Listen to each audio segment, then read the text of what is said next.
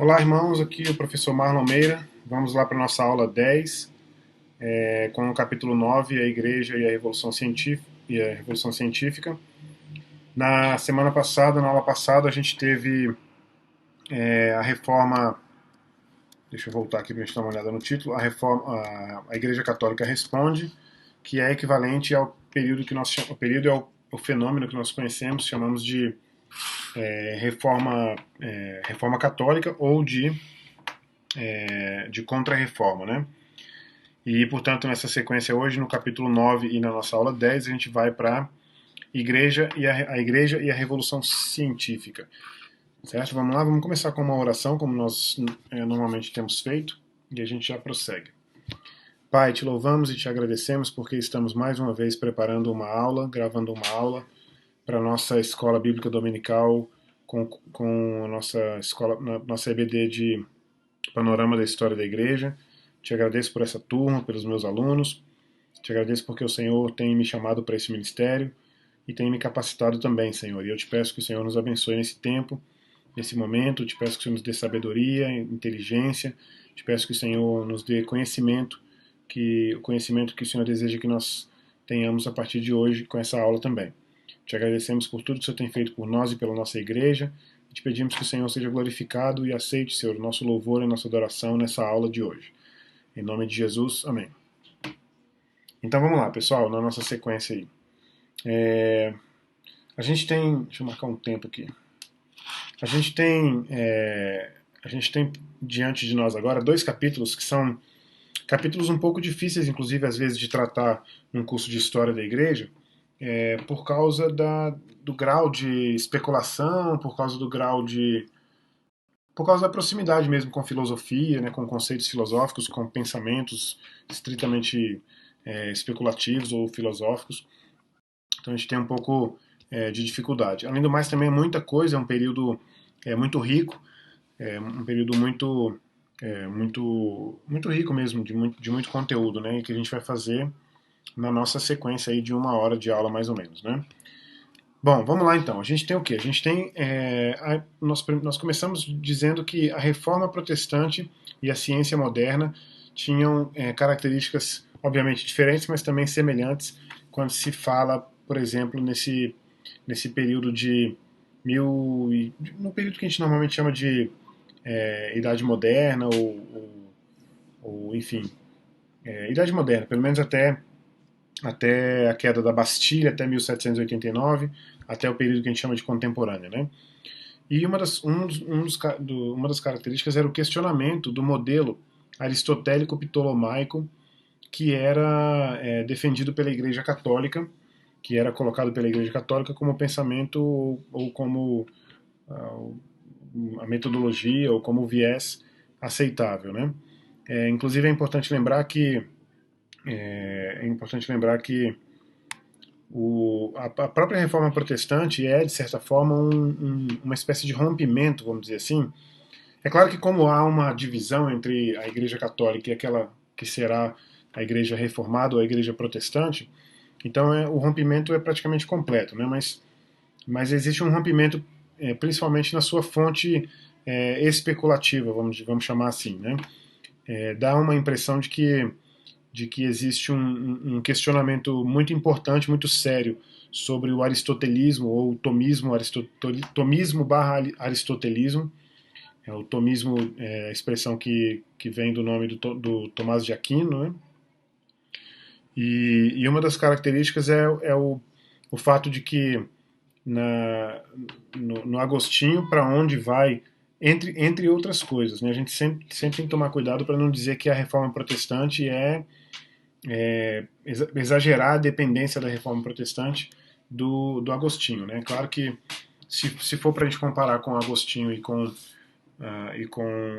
o Tomás de Aquino, é claro que a reforma protestante é agostiniana, né?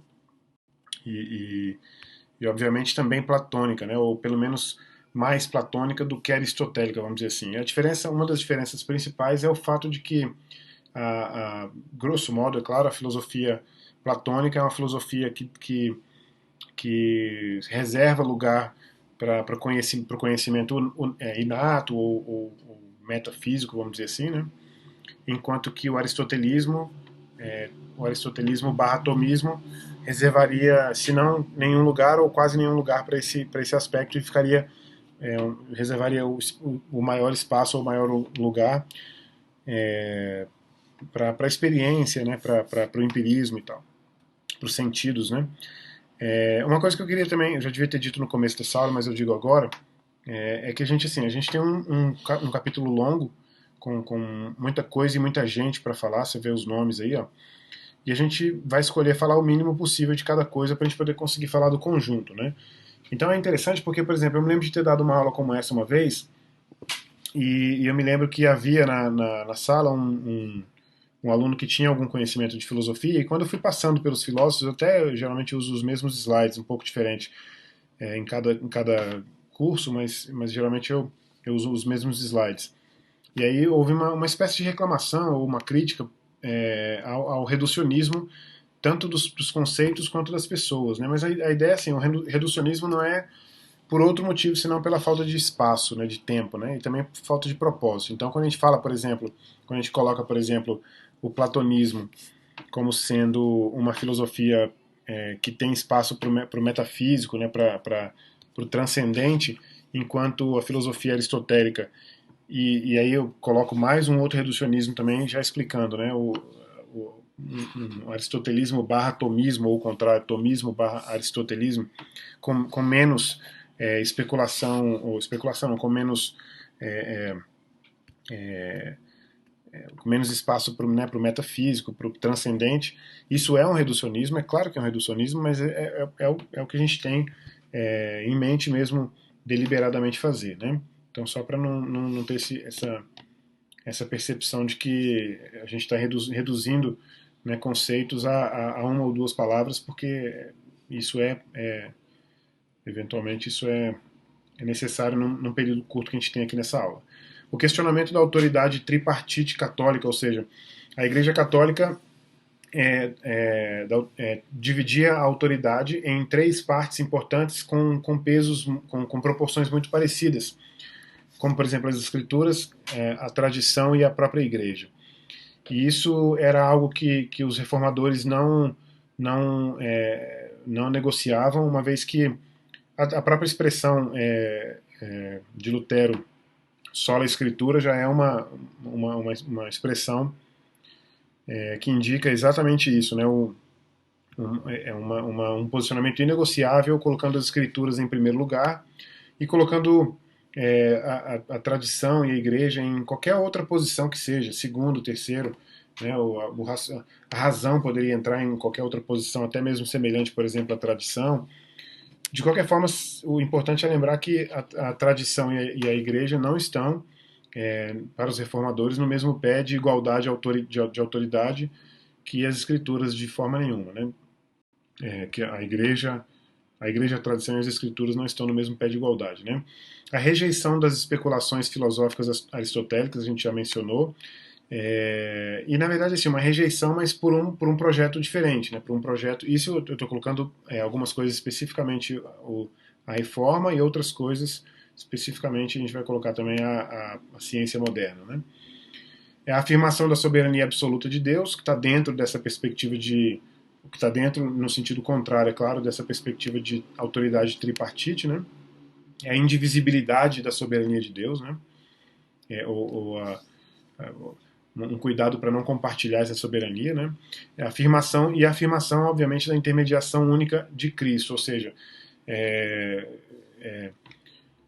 Jesus Cristo é o único caminho, né? É o João 14,6, né? Eu sou o caminho, a verdade e a vida, e ninguém vê ao Pai senão por mim. Então não há obras que levem à salvação, não há sacramentos que levem à salvação, não há penitência que leve à salvação, não há igreja que leve à salvação.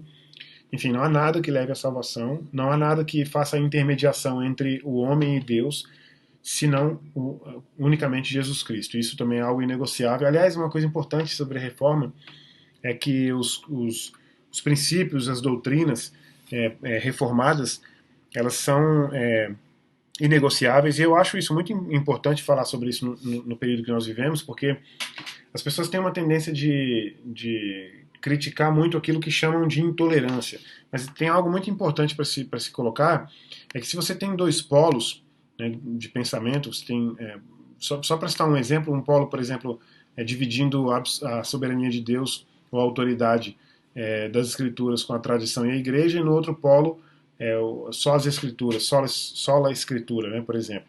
Então você tem uma situação como essa de polos, o que normalmente a gente tem são pessoas dizendo que se você é sola escritura, sola escritura aqui de um lado, você é intolerante com, por exemplo, a autoridade tripartite aqui da igreja, vamos dizer, né? A autoridade tripartite. Só que é muito importante observar que tolerância você só pode ser tolerante quando você é o oposto, né? Porque, por exemplo, se a minha posição é X, vamos mudar isso aqui, deixa eu mudar isso aqui para colocar para qualquer fenômeno isso. Se a minha posição é X e a sua posição é Y, eu só posso ser tolerante com a sua posição pelo fato de eu ser X e você ser Y, pelo fato de eu não ser Y. Então é uma questão muito importante que, por exemplo, quando eu digo que eu não sou Y e que eu não aceito Y, já cai logo na categoria de intolerância. Mas, pelo contrário, o fato de eu não aceitar Y é que faz com que eu tolere Y. Então eu sou tolerante com Y. Não é, é um conceito muito importante isso. Então, uma coisa que fica muito clara nesse período, comparando, por exemplo, os reformadores com a Igreja Católica, é essa intransigência mesmo. Né? Intransigência não é ruim. Se você é convicto, se você tem a sua base nas Escrituras, você tem que ser convicto mesmo. Né? Então é uma separação muito importante do tolerante e do intolerante. Né? Então nós cristãos que temos doutrinas, né, inegociáveis, nós precisamos ser convictos da nossa doutrina, certo? Convictos inegociavelmente, certo? Mas isso não quer dizer necessariamente que a gente seja intolerante com a outra posição. Pelo contrário, o que eu quero colocar aqui é exatamente isso. O fato de eu ser convicto na posição X faz com que eu seja o melhor que eu possa ser em relação a Y, tolerante mesmo. Porque eu não aceito o Y. E não aceito no sentido de que eu não adiro ao Y. Então, por isso, eu sou tolerante. Né?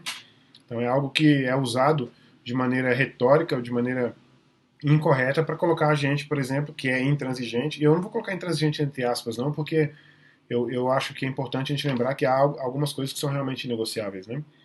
E nesse sentido a gente precisa realmente tolerar no máximo qualquer outra coisa que seja contrária, né? Então quando você coloca, por exemplo, a mesma autoridade na tradição e na igreja, eu sou contra isso, né? Então enfim, eu estou colocando um exemplo, eu sou contra de fato, mas professor Marlon, mas estou colocando um exemplo geral, né? Se você é contra essa tripartição da autoridade, significa o quê? Significa que eu tolero. Né? É como se fosse assim, que a Igreja Católica faça isso. Né? Eu tolero que ela faça isso. Mas não me peça para aceitar, não me peça para aderir, não me peça para aprovar e não me peça para ter esse posicionamento. Né? Então é isso. Não sou intolerante só pelo fato de eu não aderir a um tipo de pensamento. É exatamente o oposto. Pelo fato de eu não aderir é que eu sou exatamente tolerante. Eu tolero esse outro pensamento, mas eu não faço parte dele. Bom, um novo modelo para o mundo físico, e aqui tem um aspecto importante, a questão do mundo físico, a questão do mundo natural. A gente tem aqui agora uma série de pensadores, deixa eu ver de onde que vai aqui, só para eu ver, tá. A gente tem aqui uma série de pensadores que foram famosos nesse período.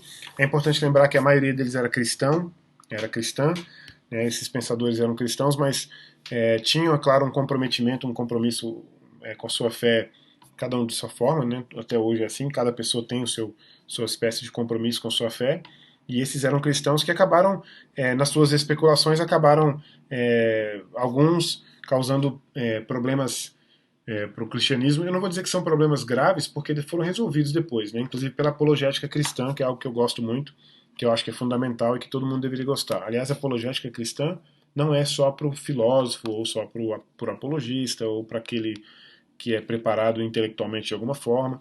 A apologética cristã é para todo mundo, assim como Pedro diz, estejam preparados para responder, né, a todos que pedirem a razão da fé que há em você. Estejam preparados significa todos nós, né, e sempre, né, estejam sempre preparados. Então eu quero dizer que esses cristãos aqui, vamos dizer assim, né, eles causaram problemas para a igreja, sim, mas não problemas definitivos ou graves, né? Todos eles foram resolvidos posteriormente à medida que o tempo foi passando. Inclusive um deles, não entra nessa aula de hoje, mas na próxima, deixa eu ver onde é que vai estar aqui. Aqui, o Immanuel Kant, por exemplo, causou um dos problemas mais graves, o Hume também, mas eles foram todos resolvidos com a apologética cristã, né? A gente vai vendo isso aos poucos. Bom, aí eu coloquei aqui de propósito alguns reducionismos mesmo, né? Uma ou duas no máximo associações aí para cada um, só para você ter uma ideia do grau de importância desse período, né? Então a gente tem, começando em 1561, eu acho que isso aqui está em ordem. Não está exatamente em ordem cronológica. Se eu tivesse percebido, eu teria colocado em ordem cronológica. Mas vamos ver como é que fica aqui então. Copérnico, que é 1473, 1564, aí depois vem 1561. Tem uma. Todos eles são contemporâneos, mas não está exatamente na ordem cronológica. Mas enfim. Francis Bacon, filósofo inglês, nascido em 1561 e morto em 1626. Ele é um filósofo importante no período, defensor do método indutivo, ao contrário do método René Descartes, que é um método dedutivo. E o mais importante no Descartes, já passando para cá, aliás, o nome do Descartes era Cartesio em latim, e por isso que a gente fala de filosofia cartesiana. René Descartes, essa é a pronúncia sem a pronúncia desse S e desse S, porque é francês, né? Só teria uma pronúncia do S aqui caso eu tivesse uma vogal na frente, né? Mas esse aqui com certeza não vai ter a pronúncia. Então, René Descartes, 1596 a 1650, é importante por causa disso aqui, ideias inatas. As ideias inatas, segundo Descartes, eram ideias, formas de pensamento, percepções que estavam em nós antes de nós nascermos, ou que eram colocadas em nós à medida que a gente nasce, que é colocado na gente na medida que a gente nasce, e que vão sendo desenvolvidas de qualquer forma que seja. Bom, enfim, tem que ler lá a sua obra, o discurso do método, por exemplo, para identificar a forma como isso vai sendo desenvolvido. Mas também já colocando uma contrariedade, o John Locke também, inglês, do século XVII, início do século XVIII, defende, ou contrariamente ao Descartes, defende o empirismo, que a palavra empirismo vem de experiência em grego, e portanto, comparando os dois aqui principalmente, a diferença era que o Locke acreditava que todo conhecimento que a gente tem só pode advir da experiência, só pode advir dos sentidos, né? Você só pode conhecer qualquer coisa, só pode saber qualquer coisa, adquirir qualquer dado de informação sobre qualquer coisa a partir de uma experiência com ela, qualquer experiência que seja. É claro que essa experiência não vai ser sempre correta, e é exatamente esse um problema desse período, né? O racionalismo existia. Tem uma obra do Immanuel Kant, que é essa personalidade aqui do século XVIII, início do século XIX, que chama Crítica da Razão Pura, que vai criticar exatamente essa forma de aquisição de conhecimento, dizendo que o Hume também tem exatamente. Aliás, por causa do Hume é que o Kant avança para essa percepção de que o conhecimento é impossível, por algumas razões que a gente vai falar lá no Kant, mas no caso do empirismo aqui do Locke, o conhecimento, por mais que não seja correto, ou seja comprovadamente incorreto, ele é impossivelmente correto se não vier a partir da razão, a partir da experiência, né? Então você não tem ideias inatas, não existe nenhuma ideia que foi colocada em você antes. Aliás, ideias inatas teriam uma origem lá no Platão, que acreditava e defendia que a gente encarna. Eu não me lembro exatamente de reencarnação no Platão, mas a gente encarna vindo de uma outra experiência, que é uma experiência do mundo real. Esse nosso mundo é apenas um mundo que aponta para o mundo real, mas o mundo real não é esse. O mundo real é o mundo metafísico, é o mundo fora daqui, é o mundo transcendente, né? Transcende, né, o físico, o material, e que a gente recebe lá nesse mundo transcendente, nesse mundo das ideias, a gente recebe as ideias, o conhecimento, e esse conhecimento chega até nós quando a gente encarna em alguma quantidade. Você tem alegorias do Platão Eu não vou lembrar agora o nome dessa alegoria especificamente, mas é uma alegoria dele que diz que quando você vai encarnar, você entra num caminho que você vai andando ali no mundo das ideias, né, que você vai percorrendo, até você realmente encarnar de fato. E que nesse caminho, à medida que você vai na medida que você vai andando até esse ponto em que que você vai encarnar, é onde você pode perder alguma coisa daquilo que você conhece em termos de memória, né? Ou seja, a teoria a teoria da reminiscência, aliás, eu lembrei agora, é a alegoria da reminiscência, ou teoria da reminiscência, da lembrança, né? Então, o que eu sei hoje aqui é algo que eu lembro do que eu aprendi lá. Então, eu não aprendo nada aqui na Terra. Eu não aprendo nada com os sentidos. Os sentidos são enganosos. Eles não me dão conhecimento. O que os sentidos fazem é me recordar, ou as minhas experiências, aliás, a partir dos sentidos, é claro, fazem me recordar ou né, trazer à minha memória aquilo que eu já sabia anteriormente no mundo das ideias. Parece confuso, mas de certa forma é interessante porque tem um diálogo do Platão, um diálogo do Sócrates, na verdade, escrito pelo Platão, que o Sócrates está conversando com um escravo, alguém está conversando com um escravo, não sei se é o Sócrates exatamente, acho que é o Sócrates mesmo, e ele vai levando o escravo propositalmente, deliberadamente, ele vai usando sua técnica, né, sua técnica chamada maiêutica, né, que é aquela técnica de, à medida que você vai fazendo pergunta, você vai desenvolvendo uma série de perguntas que vai colocando a pessoa no caminho daquele conhecimento que você quer que ela tenha, né? Na verdade, não que você quer que ela tenha, mas que você quer que ela se lembre. É como se você tivesse nesse mundo das ideias todo o conhecimento de todas as coisas e você chegasse à Terra com uma parte deles. E à medida que o tempo vai passando, você vai se lembrando de outra parte. Cada vez que você vai passando, você vai se lembrando de mais partes. E quem estuda, quem é o filósofo, quanto mais você estuda, quanto mais você ama o conhecimento, que é filosofia, né? Sofia.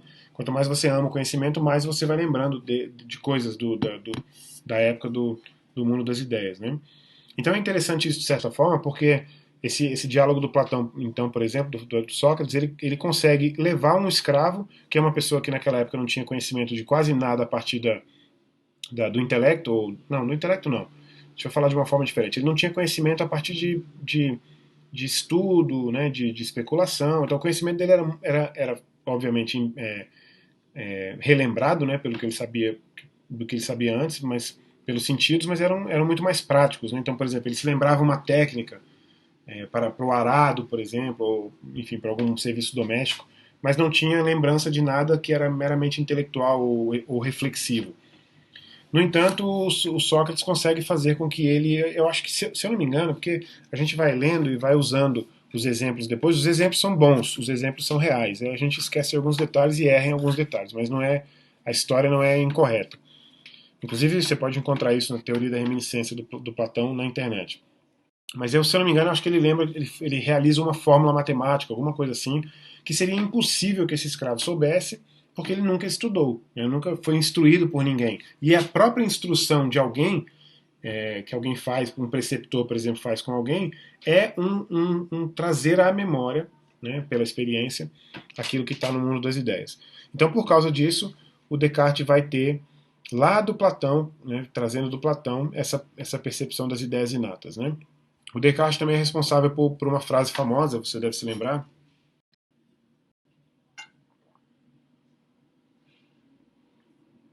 que é a frase penso, logo existo. E aí a explicação da frase é importante, porque a frase realmente é muito famosa, né? Inclusive há pessoas que fazem brincadeira com a frase, porque ela tem algum problema. Tipo assim, existo primeiro para depois pensar, né? Mas a forma como o Descartes usa não é um problema. Vamos lá para a gente explicar. O Descartes começa um projeto filosófico duvidando de todas as coisas. Mas não por um mero ceticismo ou por uma preguiça, né, cética, né, por um cinismo, nada disso. Ele começa um projeto muito importante. Descartes é uma figura importante, você deveria ter coragem de lê-lo, né? Ter coragem não, ter interesse em lê-lo. Você devia começar, muito provavelmente, pelo, pelo discurso do método, né? Mas o Descartes tem, inclusive é nesse livro, Discurso do Método, que ele tem essa frase. Portanto, o que ele faz? Ele começa o seu projeto filosófico.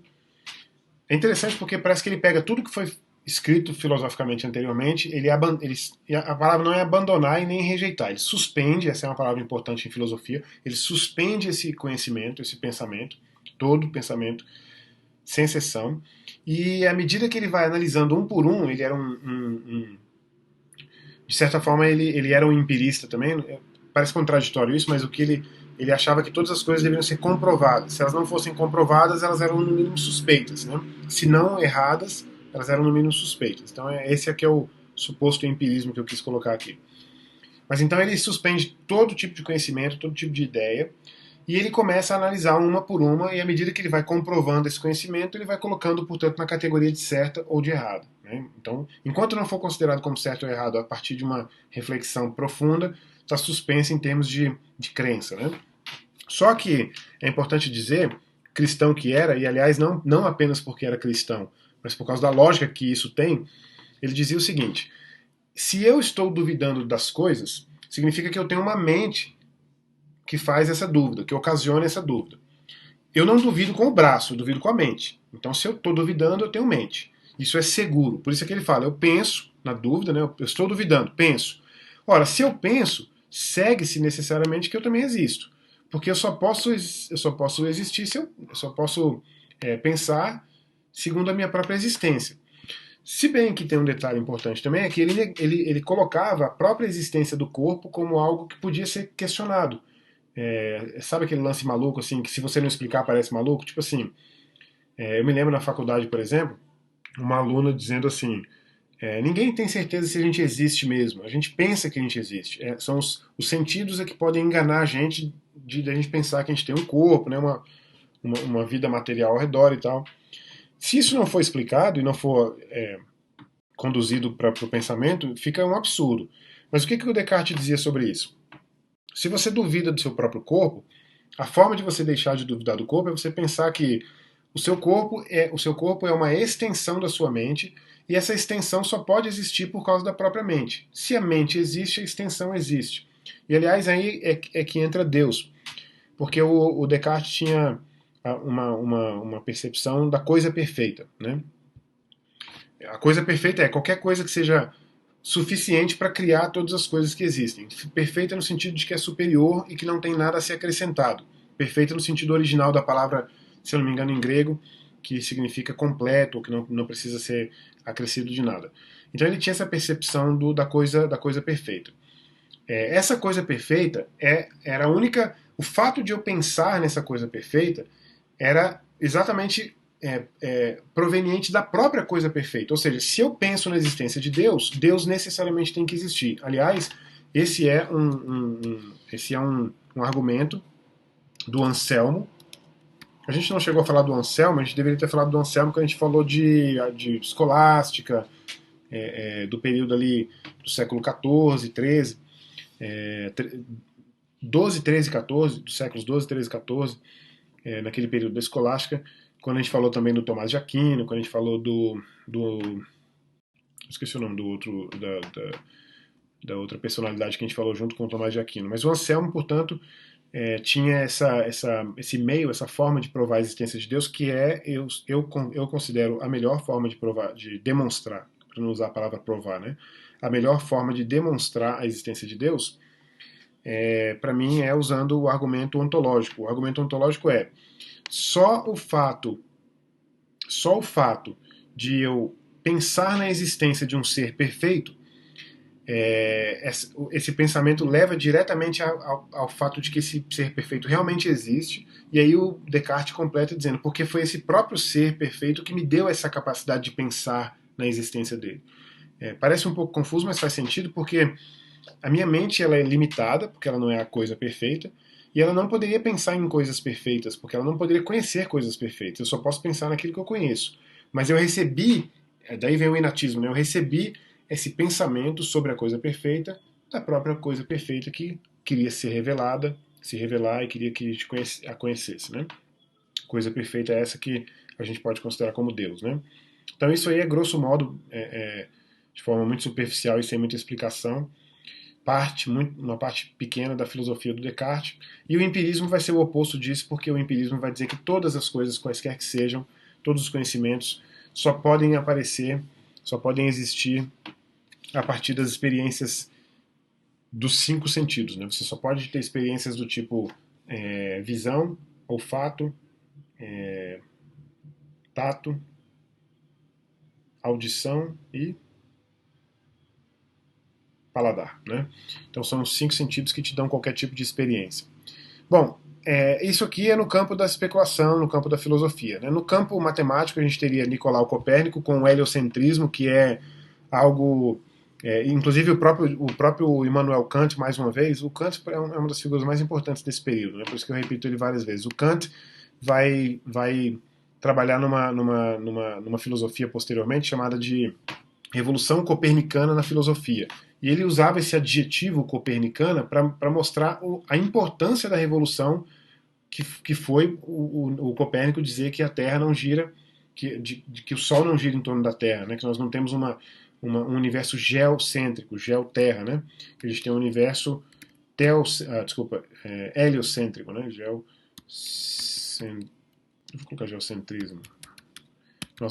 Nosso universo não é geocentrismo. Nós não podemos defender um geocentrismo como era defendido antes, vou até colocar antes dele aqui, como era defendido antes pela Igreja Católica, pelo modelo ptolomaico e tal, aristotélico, e aí a gente tem que defender um modelo heliocentrista, né? Então é um outro aspecto também que coloca...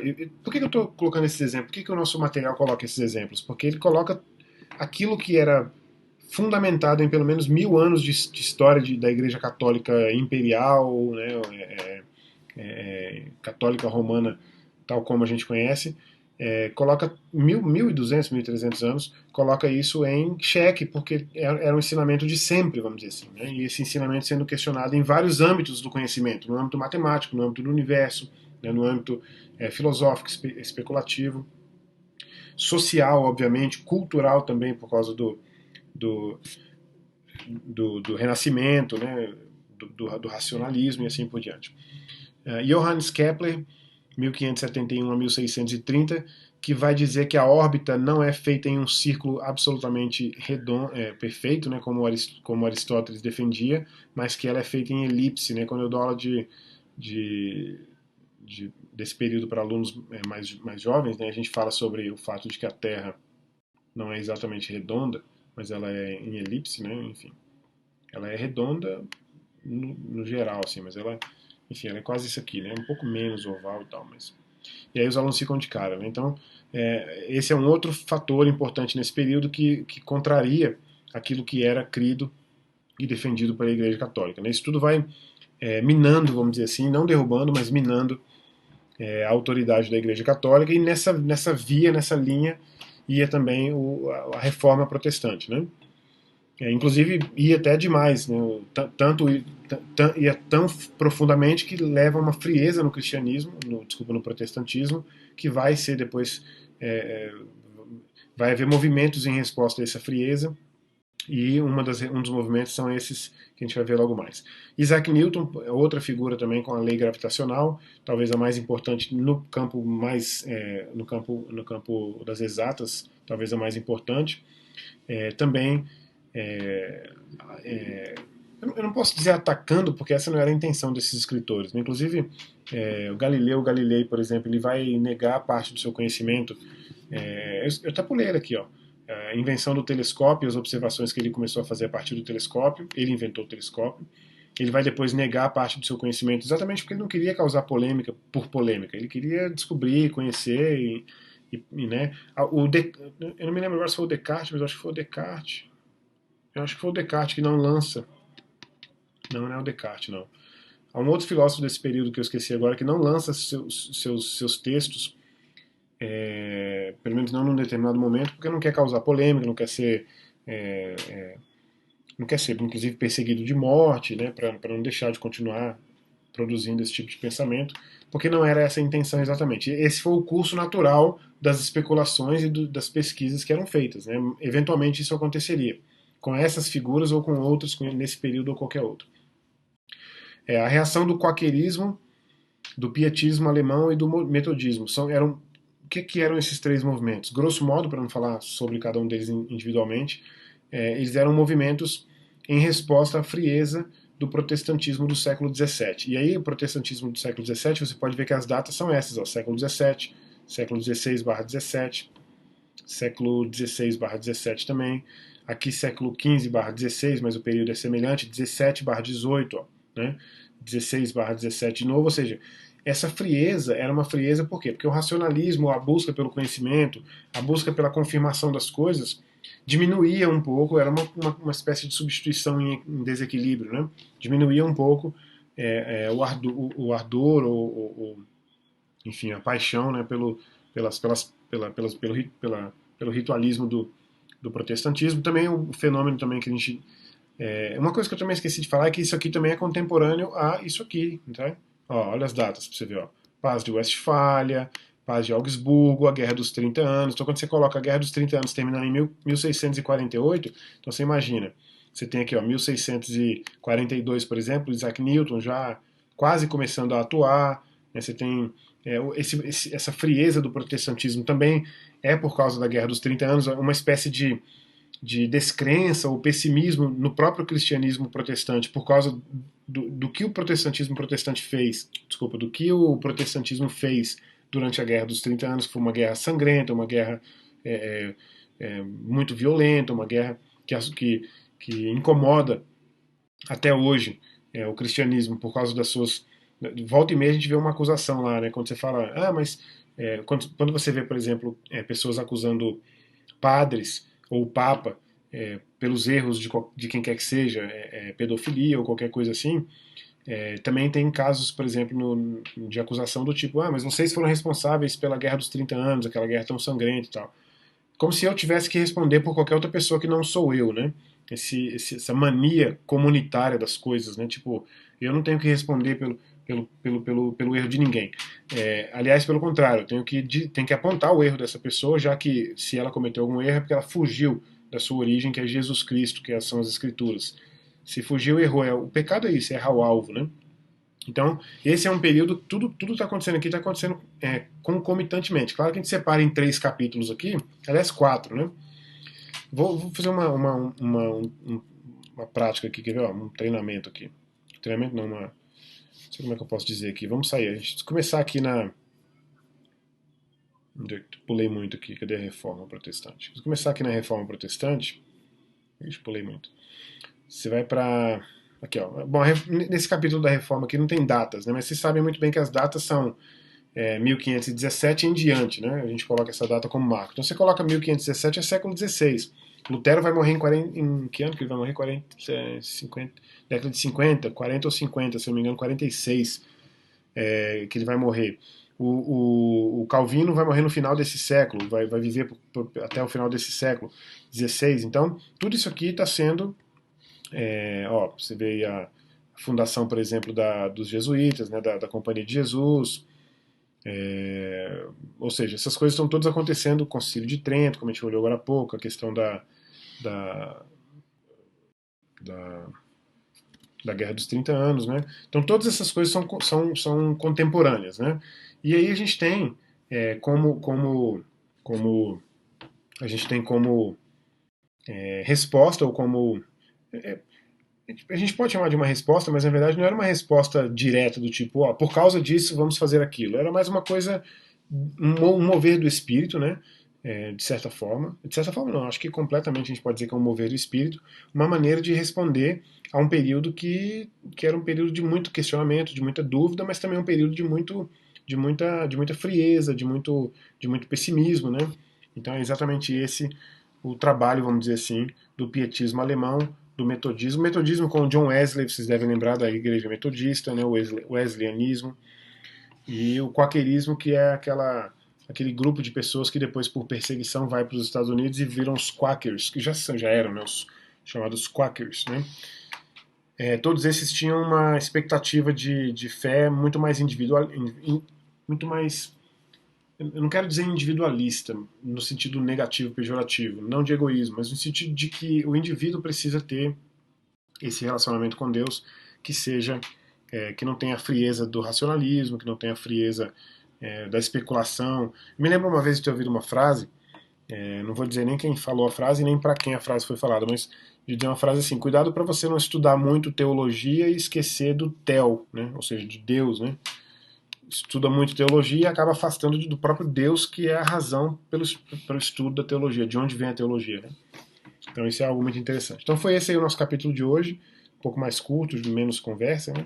Um pouco mais curto, mas um capítulo importante, com uma série de figuras importantes para a gente compreender a história do cristianismo. O próximo também é interessante, porque o próximo a gente tem a relação da igreja com o iluminismo, um dos movimentos mais importantes do período, também o liberalismo teológico, que é um dos movimentos mais importantes também, mas esse aqui de dentro da igreja, né, e esse aqui de fora, certo? Então esse é importante. Então a gente vai para o iluminismo, e aí a gente vai ter outros pensadores, como por exemplo o Voltaire, o Diderot, o Kant que a gente já falou, e assim por diante, certo? Vamos conhecer o que é deísmo e outras informações mais. Então, muito obrigado. Vamos fazer uma oração para a gente encerrar nossa aula, e até domingo que vem, se Deus quiser. Senhor, eu te agradeço em nome de Jesus por esse momento. Te peço que o Senhor nos dê alegria, Senhor, de compreender, de aprender como o Senhor tem cumprido sua promessa, Pai, de estar conosco todos os dias até o final dos séculos, até a sua volta, e estudar a história da igreja é conhecer como o Senhor tem feito isso, porque nós não precisamos questionar se o Senhor tem cumprido essa promessa, porque sabemos que o Senhor tem estado conosco, e nosso interesse, nosso desejo é compreender como. E é isso que a gente tem feito nesse curso. Te agradeço pelos irmãos que assistiram essa aula, te peço que eles tenham sido edificados, e te peço que também essas aulas deem a eles um desejo maior de estudar mais profundamente a história da igreja, de conhecer mais profundamente os acontecimentos, as pessoas, as razões, e compreender que o Senhor, apesar de parecer que não, mas o Senhor continua soberano sobre todas as coisas, sobre a história da sua igreja, que é a sua noiva, e que o Senhor não deixou abandonada de forma nenhuma, e nós podemos compreender isso quando estudamos mais profundamente a história do seu povo, da sua igreja e das pessoas que o Senhor tem usado para escrever essa história. Te peço que o Senhor abençoe os meus alunos, te peço que o Senhor abençoe a nossa igreja, nas atividades que ainda temos hoje, e te peço em nome de Jesus que o Senhor nos dê a sua paz que excede o entendimento. Amém. Bom, eu até mencionei na oração sobre a questão de meu pedido a Deus que vocês tenham mais interesse, né, um interesse mais profundo, e não se esqueçam que eu continuo oferecendo um curso chamado História do Pensamento Cristão. Esse é um curso muito importante porque ele é um curso muito mais profundo. A gente fala sobre como as doutrinas teológicas foram organizadas, como que você está na igreja hoje, talvez você pense, não tenho que questionar a Trindade. Talvez não, hoje não, né? Não tenho que questionar a dupla natureza de Cristo quando estava encarnado, né? 100% homem, 100% Deus. Não tenho que especular sobre isso. Talvez você não tenha que especular sobre isso, mas houve época em que houve necessidade de especular sobre isso. E a gente estuda isso, como isso se desenvolveu nesse curso chamado História do Pensamento Cristão. Se você quiser, você pode entrar em contato comigo diretamente, né, pelo e-mail marlonmeira@gmail.com, e você pode então fazer com a gente esse curso. Nós vamos essa semana agora, o curso é segundas e quartas de 9 da noite às 10 da noite. Nós vamos agora, se eu não me engano, para o capítulo, quer dizer, para a aula, a gente fez 8 aulas até agora, se eu não me engano. 1, 2, 3, 4, 5, 6, 7, 8, a gente vai para a aula 9. Eu tenho os vídeos de todas as outras 8 aulas. Se você começar com a gente esse curso, você pode fazer com a gente esse curso e você pode assistir essas 8 aulas para você não perder o andamento, tá certo? Então é isso. Deus abençoe. Muito obrigado e até semana que vem, se Deus quiser.